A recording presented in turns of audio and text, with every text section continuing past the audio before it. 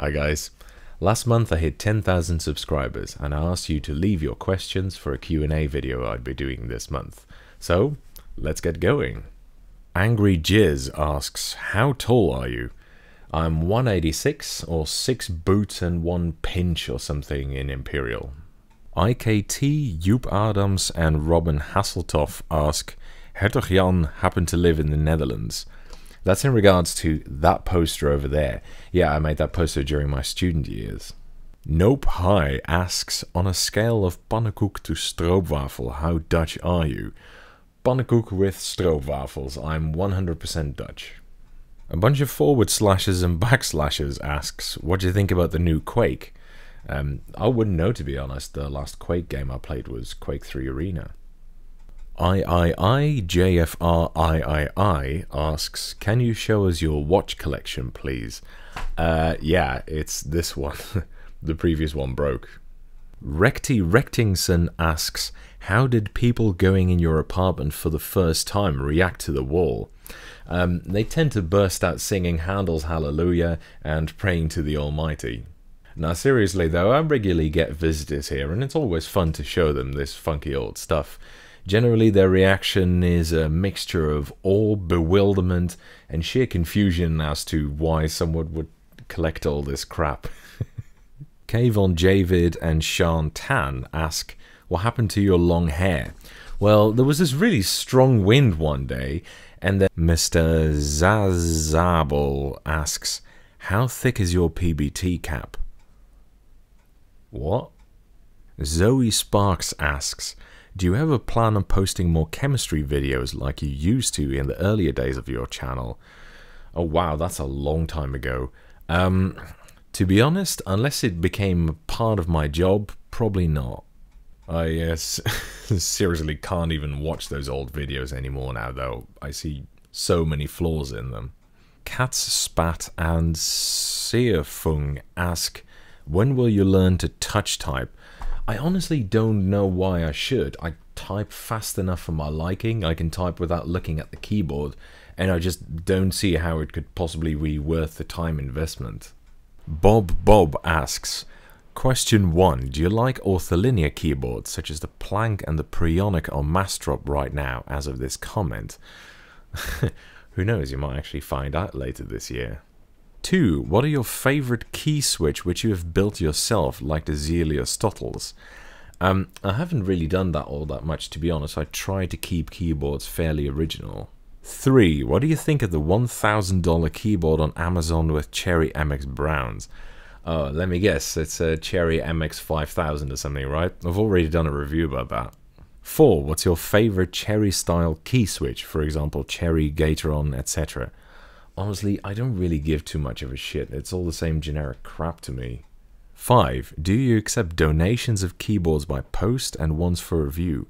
Yes, regularly. 6. Do you have an IBM Model M50 key? Nope. It's one of the few models M I don't have yet. Bob also asks, also do you have any if all Doom mods you would recommend? And what do you think of the new Doom? Oh man, I could do a whole review about Doom. I think the new Doom game was actually quite fun. I really enjoyed playing it, but it's not Doom. Doom is a decades-old DOS game that almost single-handedly defined and shaped a whole new genre. How could a game released 34 years and so many countless FPS games later possibly live up to that? For a proper Doom experience instead, I would recommend Brutal Doom, which personally I consider to be the spectacular brainchild of an absolute mastermind, especially with a kick-ass metal soundtrack playing over it. A Replay asks, how often do you participate in group buys and mech market? Basically never, although I wish I had in one or two. I'm not very active on Reddit at all, and Mastrop is basically impenetrable. Alexander Gonsa asks, would love to see a video about getting into collecting and what keyboards would be good to start off with when getting a vintage mechanical. I did actually make a series of videos called Quick Keyboard Tips, which covers all kinds of topics for the budding keyboard enthusiast. But in short, if you just want a quick advice for a starting mech, I would advise either a Dell 8101 or another cheap vintage Alps board in good condition. Theo Higgins asks, as a Brit who finds it difficult to find old mechanical keyboards for sale or to take, what's your secret? How the hell do you get your hands on these, and is it easy to gain access to recycling centres? The secret is really just thinking loads of time into it, as well as assertiveness. And of course, a good centre also really helps. IBM PC DOS 5 asks, how do you manage with such small space in your apartment? It's okay, man. To be honest, as long as I can fit all my shit in it, I don't really need a fucking palace or anything. Enrique Aliaga asks, what's your favorite MX style Switch variant, both stock and modded? Stock maybe Zelios? Modded Zelio styles. Commodore Fan 64 asks, question 1. If there is one keyboard maker you could erase from history, who would it be and why? That's a really good question. You're probably expecting me to say Cherry, but definitely not them. I mean, I might not like Cherry switches as much as switches from many other manufacturers, but in all fairness, Cherry were kind of the mechanical keyboard torchbearer during the late 90s when basically everybody else dropped the ball. No, I'm more inclined towards Keytronic, who had a very large hand in popularizing the rubber dome menace, and before that they made some really hateful foam and foil switches. Question 2. Have you ever used a one-handed keyboard like a Frog Pad or Matthias Half? And if so, what are your thoughts on them? I've used a keyboard one-handed before, but not a one-handed keyboard before. Saf Films asks, so, like, do you have another job or something? Yes, I work as what's essentially technical manager of a research group at my old university. Drunken Pumpkins asks, why keyboard? What makes keyboard so interesting, and why not something like vintage PCs or modern tech? That's like asking me why I like bananas but not broccoli. There are a couple of vintage PCs, mostly IBMs, that I really like, but overall not that many. As for modern tech, I never really realized this, but as it turns out, I'm actually quite old-fashioned. Second question, for or against Brexit? Hey man, all I can say is, it's their problem now. Creaky C asks, can you please do a review of the Dell Model L100 keyboard? It's one of the best membrane keyboards I've used. I get a lot of comments about supposedly really good rubber dome keyboards, and yes, I've tried the Dell L100, but personally, I'd say if you're not using a BTC or Scorpius dome with slider keyboard, it can get so much better still.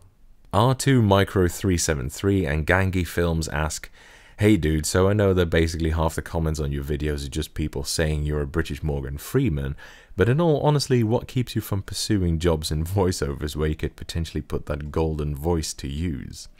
Well, if I get fired from my current job, that may well be the next thing I do.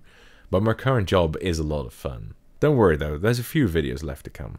Elliptic Geometry, John Matthias and Briggsy ask, what's up with that wall clock of yours?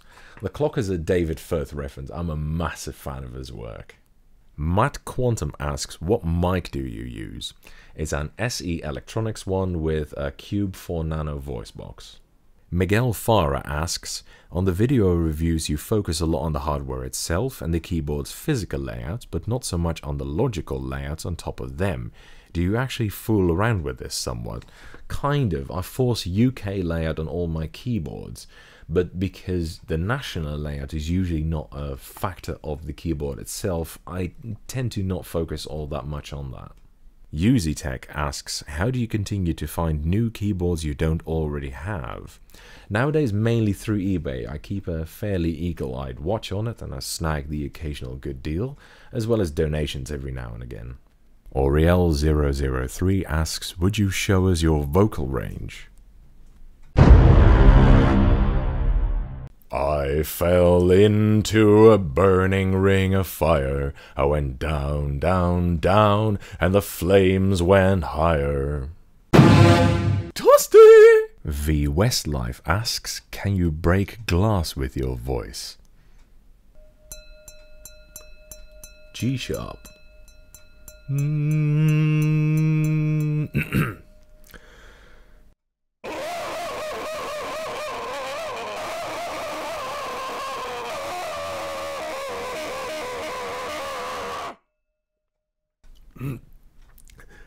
That's a no. Zealousy asks, would you ever come out to a meetup, say one hosted by the RMK community? We'd love to have you in California. Yes, I've been to several UK and Dutch meetups, and they were always a lot of fun, so yeah, definitely. I also know that there's a very large part of the keyboard community that lives in California, but of course I really can't afford a ticket to the US. 3ePaul asks, how come you run into QWERTY ISO keyboards all the time? You guys in the Netherlands have ISO boards? No, unfortunately the Netherlands is basically the one European country that uses ANSI instead of ISO. But remember, the vast majority of my collection was obtained in the UK. Fluctus Labs and 60 Frames James ask, where are you based in the UK? UK no longer, mate. Second question, if there is an unusual sample of a keyboard which you might be interested to review, what's the best way to get in touch with you? Message me on Geek Hackle Deskauthority. I'm pretty active on both. Artman40 asks, by the way, has there been a video where you mention Space Cadet keyboards? Also, do you think it's too difficult to get one? Yes, I do. They're super ultra rare. But who knows? Haramba's Ghost asks, what camera do you use now? Do you record audio and video separately? It's a Canon EOS Rebel T3i or 600D, depending on where you're from. I do record the audio and video at the same time. I experiment with doing it separately at some point, but I found that if you do them at the same time, the quality is a lot better because what you say matches up a lot better with what you do. Infidel asks, please read me a bedtime story. The Owl and the Pussycat by Edward Lear. The owl and the pussycat went to sea in a beautiful pea-green boat. They took some honey and plenty of money wrapped up in a 5-pound note. The owl looked up to the stars above and sang to a small guitar. "O lovely pussy, O pussy my love, what a beautiful pussy you are, what a beautiful pussy you are." Volts Edits asks, what do you think of Razer? Do you like them, dislike them, or are you neutral? I don't have one, so I can't say for sure, but in terms of styling, not my bag. Jay Lee and Daniel von Sloten ask, could you please check out about this ABS de-yellowing process? It says H2O2 plus UV light do all the magic. It's called retrobrights. It's a well-known procedure. There's no need for me to rehash it. It works, but do know that eventually the yellowing will return. It's Alt asks, you ever think over doing more skits like this? That's referring to the 10,000 subscriber video. Maybe at some point in the future, but it won't be a regular thing for sure. Besides, I think it'll be more fun that way. Lord Mr. Fee asks, what do you think about dismantling and restoring old keyboards? I desoldered an AEK and harvested its beautiful orange Alps for my Alps 64. Do you consider that heresy? You're lost, mate. Travis asks, do you have any special methods of cleaning your old keyboards? I mainly trust in the miracles of soap and warm water and good scrubbing, and I avoid aggressive cleaning agents. Grell Sutcliffe asks, why don't you have any mousepad? LazyMouse, mate, doesn't need it. Grell Sutcliffe and Generic Mail ask, are the autographs real on the Doom poster? It's a JPEG I downloaded and printed at a local printing shop. Gaby Dubin asks, what modern keyboards do you think are the best? I think for value it's almost impossible to beat those $35 Cherry MX clone keyboards from China. But in terms of quality, I'd say possibly a Unicomp or a Matthias board actually. Jacob Horvath asks, do you know any place where I could buy IBM keyboards at a good price? They tend to be expensive on eBay. You're better off buying one from one of the keyboard communities. Trav asks, I know your methodology involves changing boards regularly, but if you didn't, what would be your daily driver? I worship the Zenith keyboard I use at my office. It's so good. Olympus Heavy Cavalry asks, how hard is it to get hold of a BBC Acorn Apple computer in England, bud? Not hard, I've seen several come by the recycling centres there. Jasper asks, will you do a shitty rubber dome deconstruction video sometime soon? There are several more shitty keyboard videos scheduled. Horatius Dorazio asks, do you have any goals for your YouTube career? I'll be honest, I do this as a hobby. If people want to listen to what I say, then I'm really flattered, but I don't intend on making this my main job or anything. Matthew C asks, if you could only use a modern-day gaming keyboard for the rest of your life, which one would you choose? I'm pretty sure they no longer make keyboards that would last the rest of my life, but if I had to pick possibly one of those Hall effect or optical keyboards? Andrew Arvantio asks, are you planning to do reviews for other sort of stuff other than keyboards? For the moment, it'll be keyboards. For the future, who knows? Dr. No Gloff asks, what are your PC specs? I had to look them up, but it's got an i5 7600 CPU with 16 gigs of RAM and an Nvidia 1060 GTX video card.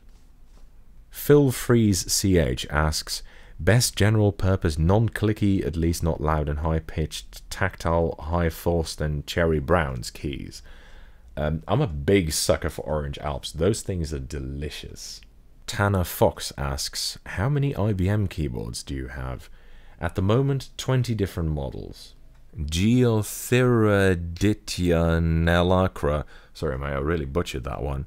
And John Roberts asks, if you were to go on a trip or something like that, what laptop would you take and would your choice be dictated by its keyboard? I take this one.